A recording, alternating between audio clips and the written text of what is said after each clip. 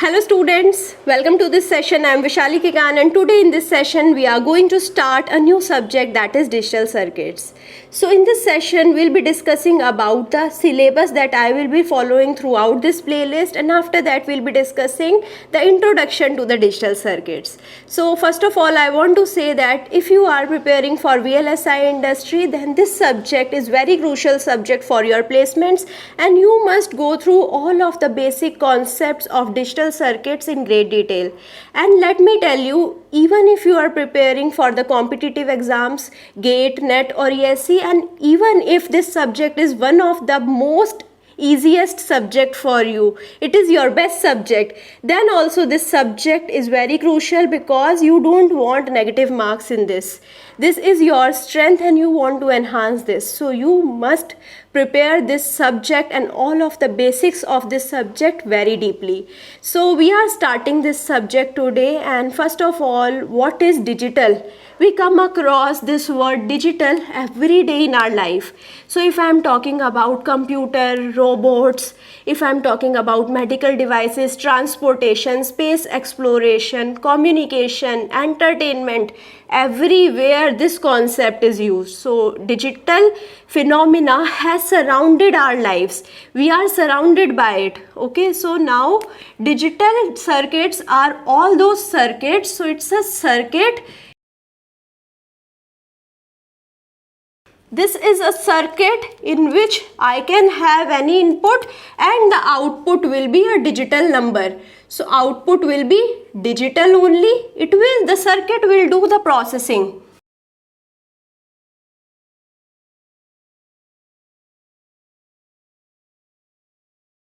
So what about input? The input provided to the digital circuit for processing is also digital, but mostly the signals in nature are analog. So analog signals are converted to the digital signals, which are then fed to the digital circuits, and the output are digital in nature. So I hope you understood the basics of digital circuit. So in this playlist we will be discussing about the number systems and binary codes. After that we will be discussing about the Boolean expression minimization. In Boolean expression minimization we'll be discussing about the K-map algorithm and the Boolean algebra, and after that we will be discussing about the various logic gates. We will be discussing about the introduction and their structures and how they are used, and after that we will be discussing about various combinational circuits. In combinational circuits we are going to discuss about the adders, subtractors, code converters, comparators, encoder, decoders, mux, demux, etc. After that we will be discussing about the sequential circuits. In sequential circuits we will be discussing about the latches, flip-flop, shift registers and counters. And the counters are really important part from the sequential circuits. After that we will be discussing about the logic families, then the data converters, the analog to digital converters and digital to analog converters. And after that we will be discussing about the microprocessors. In the microprocessors I have already discussed about the 8085 microprocessors, its pin diagram, architectures, its instructions. So I have already discussed about all of these things. I have already discussed about the basics of microprocessors also, but in this playlist we will be discussing about the memory and input output interfacing. So I hope you will be enjoying this playlist and you will be getting a lot of new information from this playlist. So now what is digital circuits? I already told you the output is digital in nature. So what is the output? If I have to denote the output I can denote either by 0 or by 1. So these are just two level outputs. In the digital output we can have more than two outputs also, but for simplicity we are just choosing the binary outputs. Okay, so now 0 is represented by 0 to 0.8 volt. So whenever we have the output in between this range, it will consider directly as 0, and whenever we have output in between 2 to 5 volt, it will be considered as 1 volt. So I hope now this thing is clear. The output is binary in nature. We can have more than one output, more than two outputs as well. So here the output is binary. Now if the output is binary, don't get confused always that if the output is binary, it is coming from a digital circuit. Let me give you an example. If I am talking about a diode works only in the on and off condition. It has the binary output.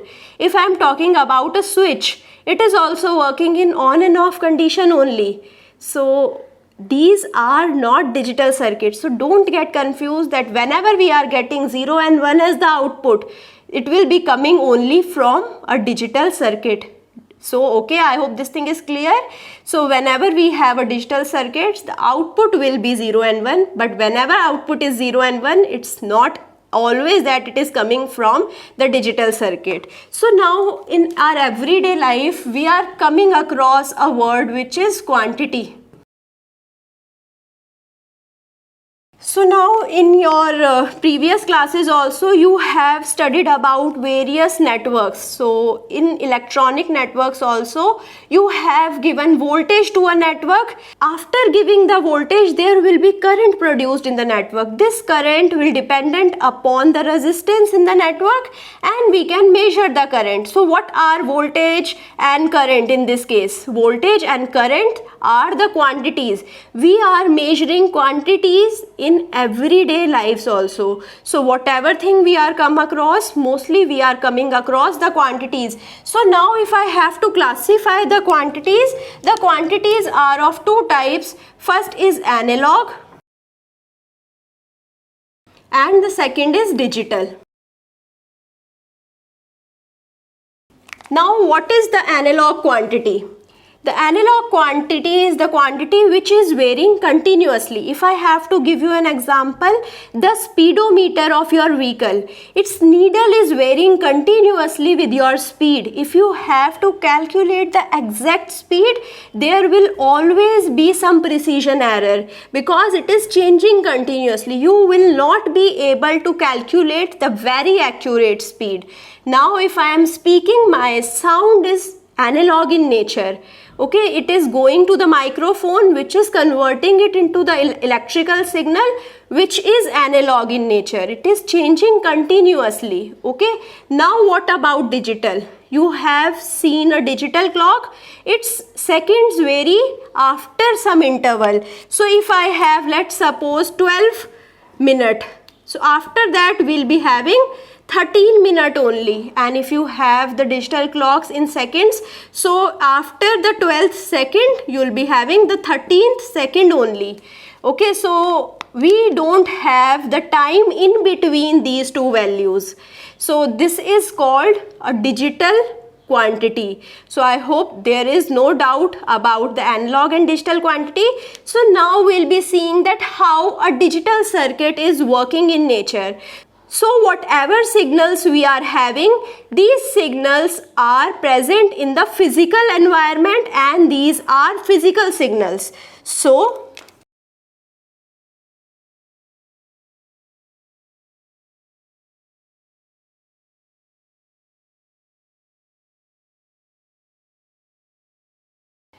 we have physical signals, like I am talking with the vibrations in the air. These vibrations are physical signals. So after that we need some device which is called the transducer. Transducer will convert the physical signals into the electrical signal.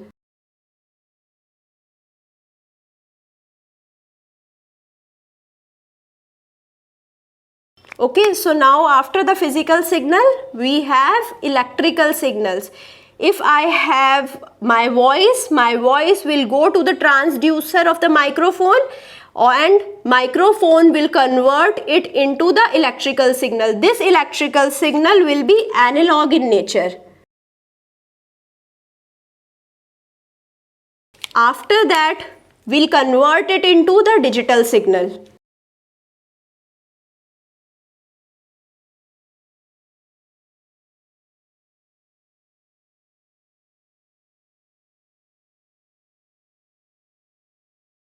So now here At this point, we have a digital signal. We have converted the voice signal into a digital signal. Now this digital signal is fed to the digital circuit. So here for processing, it will be fed to the digital circuit.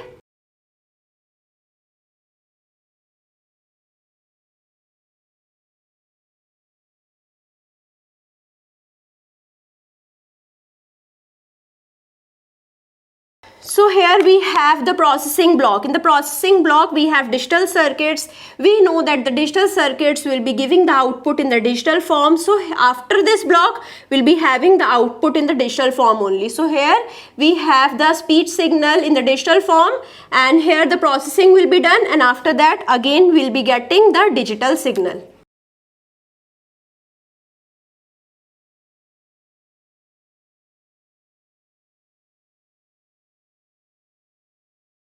So I hope this thing is clear. Now again we are getting digital signals. But can we hear digital sound? No. We have to convert back this digital signal again into the analog form. So here again we have digital to analog converter, which will convert the signal into analog form, and here I'll be getting analog signal.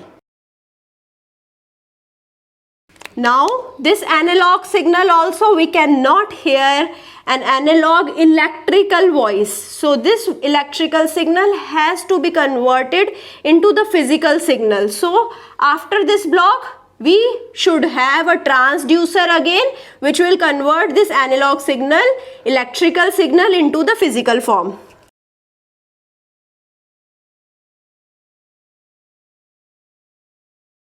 So most of the signals in nature are analog in nature. So we have to go through this conversion for processing our signal. But what are the advantages of digital circuits? It is simple. We can maintain the accuracy throughout the blocks because the output of all of the blocks will be in 0 and 1 only. So now if I see that the output is varying from 0 and 1, we will go to the previous block and we'll see that if some error was there or not. So it's easily programmed also, and also the outputs in the digital nature can be stored also. So these are the perks of having digital circuits. So here I'll be concluding my session. I hope you will be joining me soon in the next session. Stay tuned for the next video. I hope you like this video. If you like it, share it with your friends. Subscribe the channel and push the like button. Thank you.